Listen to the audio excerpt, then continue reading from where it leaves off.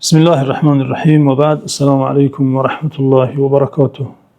بینندگان ارجمند، نفر چنین سوال کرده: آیا پیشاب آدمی را برای طبابت استفاده بردن جایز است؟ جواب این سوال چنین است که در اصل طبابت میباید به چیزهای حلال باشد. استفاده چیزهای حرام، آنگونه که خوردنش حرام است، طبابت کردن نیز به آن اشیاء حرام است، مگر در حالتهای استثنایی که آن را بیان خواهیم کرد. دلیل حرام بودن استفاده از داروهای حرام حدیث صحیح است که آن را امام ابو داود روایت کردند. پیامبر صلی الله علیه و سلم در آن حدیث می‌فرمایند: ان الله انزل الداء والدواء وجعل لكل داء دواء فتداووا ولا تداووا بحرام. خداوند عزوجل همانا هم درد نازل کرده هم دوا، و برای هر درد دوای خاص آفریده، مقرر نموده. شما طبابت گیرید اما از چیزهای حرام استفاده نکنید. این چنین امام ابو داود و ترمذی و ابن ماجه و امام احمد حنبل از ابو هریره روایت کردند که نهى رسول الله صلی الله علیه و سلم عن الدواء الخبيث. حضرت ابو هریره نقل کردند که پیامبر صلی الله علیه و سلم از استفاده داروهای پلید یعنی حرام منع کردند. امام خطابی که یکی از بزرگان علم حدیث است و کتاب‌های حدیثی را شرح داده، در شرح این حدیث میگوید داروی خبیث که در حدیث آمده، پلید و ناپاک، همان است که در آن دارو چیزی از چیزهای حرام مثل خمر یعنی عرق و یا مانند آن مثل گوشت حیوان‌هایی که حراماً آمیخته کرده شده باشد. بعضا طبیبان برای حاصل گشتن شفا بعضی بیماران را به استفاده از پیشاب‌ها و یا اخلاط بعضی حیوان‌ها توصیه می‌دهند که این همه پلید و حرام است. میگوید حالت‌های استثنایی که اجازه می‌شود، رخصت می‌شود که بیمار از داروهای حرام استفاده برد کدام است؟ بله، این قاعده کلی شریعت بود که دارو می‌باید حلال باشد.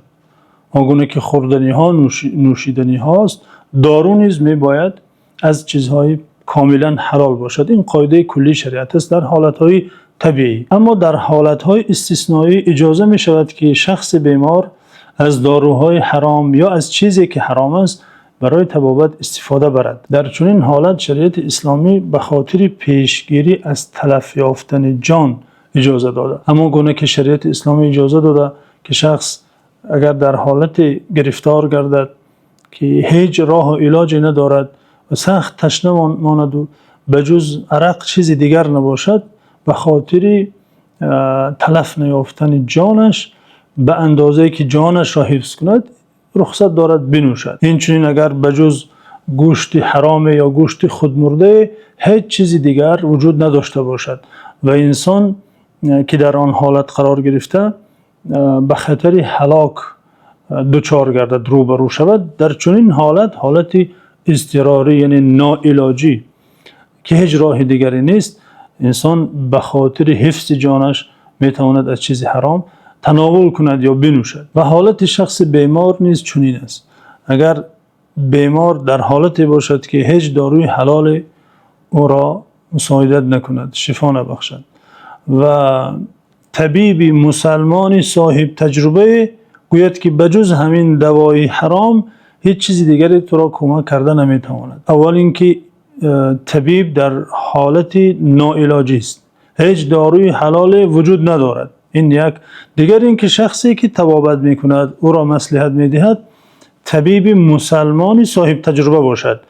به این دو قید شخص بیمار به خاطر اینکه در حالت اضطراری ناعلاجی است میتواند از داروی حرام استفاده برای طبابت کند. و فقهای اسلام این حالت را در کتاب‌های فقهی خود درج کرده بیان کردند، با دلیل‌ها این مسئله را ذکر کردند. مثلا امام نووی در مجموع میگوید اگر شخصی در حالت ناعلاجی و نوشیدن خون یا پیشاب و یا غیر از نجاست‌های که محرم است محتاج شود، نوشیدن این چیزها برایش جایز است.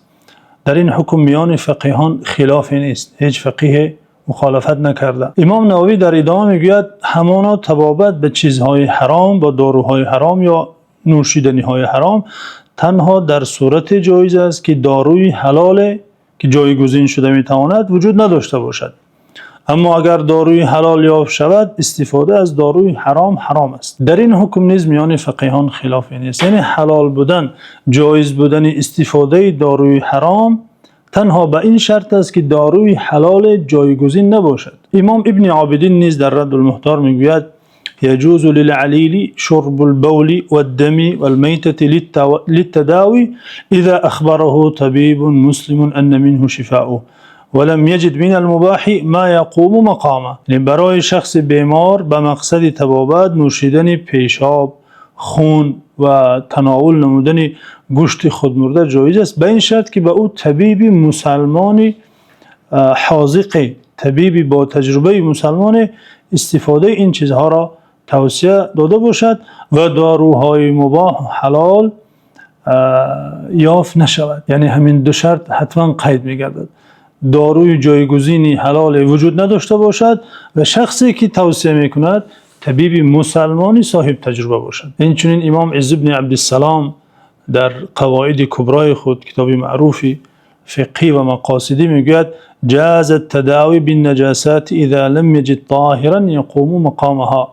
با استفاده از چیزهای ناپاک، این حرام و نجس، طبابت کردن جایز است، به این شرط که داروی پاکیزه، جایگزینی که داروی حرام میگردد، وجود نداشته باشد. خلاصه جواب این که قاعده کلی و عمومی شریعت این است که انسان میباید با دارو و دواهای حلال طبابت گیرد و چون داروی حلال او را سبب شفا نگردد و طبیب مسلمانی حاذقی اگر چیزی ناپاک را، حرام را توصیه کرده باشد، جایگزین داروی حلال اگر نباشد، در این حالت به قیاس به حالت ناعلاجی که قرآن اجازه داده که انسان در حالت ناعلاج شدن میتواند از حرام استفاده برد به خاطر حفظ نفسش، حفظ جانش، در چنین حالت بیمار به اندازه ضرورت البته میتواند از داروهای حرام